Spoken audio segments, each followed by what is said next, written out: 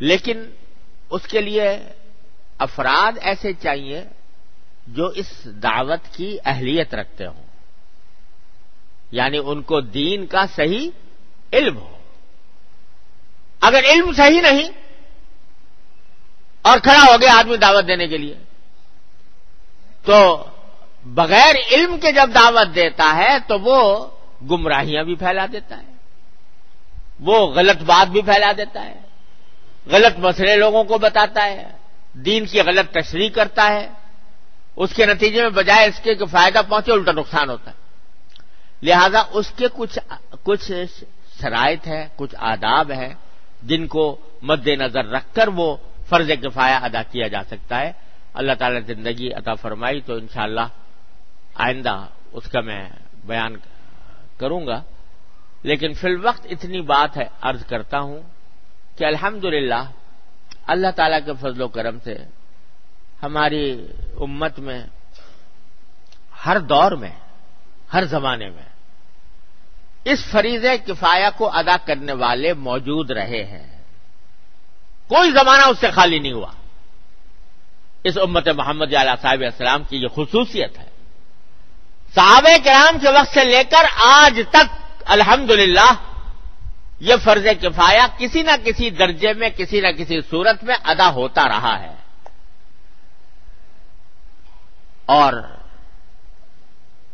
مختلف لوگوں نے یہ سعادت حاصل کی ہے، مختلف طریقوں سے حاصل کی ہے۔ اللہ تعالیٰ ان سب کی کوششوں کو اپنی بارگاہ میں شرف قبول عطا فرمائے۔ آج ایک نئی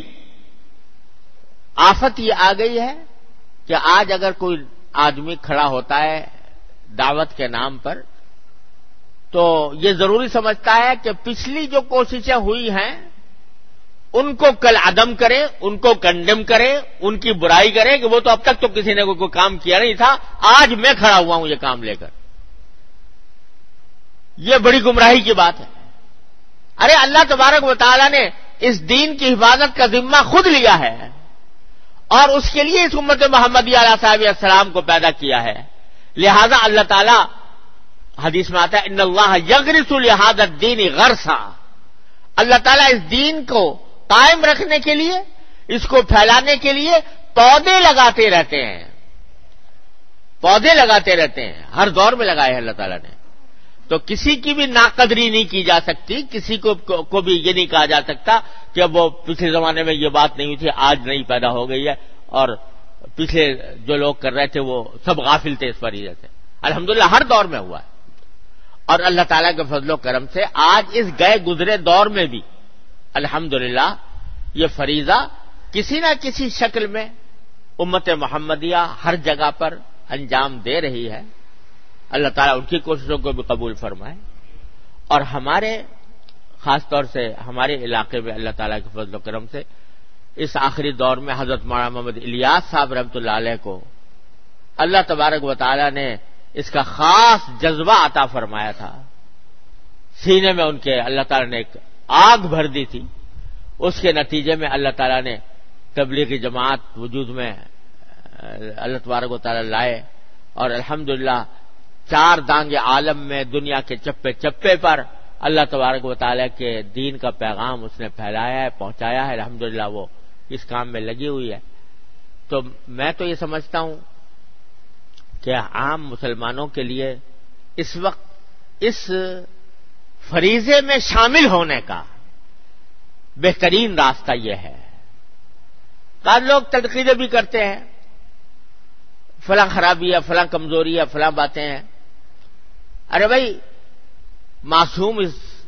آسمان کے نیچے انبیاء کرام کے بعد کوئی نہیں ہے، غلطیاں سب سے ہوتی ہیں اور کوتاہیاں بھی ہوتی ہیں۔ جب کام پھیل جاتا ہے تو اس میں افراد و تفرید بھی ہوتی ہے، یہ سب کچھ ہوتا رہتا ہے، لیکن دیکھنا یہ چاہیے کہ بحیثیت مجموعی فائدہ زیادہ پہنچا ہے یا نقصان زیادہ پہنچا۔ تو الحمدللہ فائدے کا عنصر اس میں غالب ہے، اور اس کی وجہ سے تجربہ یہ ہے کہ الحمدللہ وہاں جانے سے لوگ دین سیکھتے بھی ہیں، خود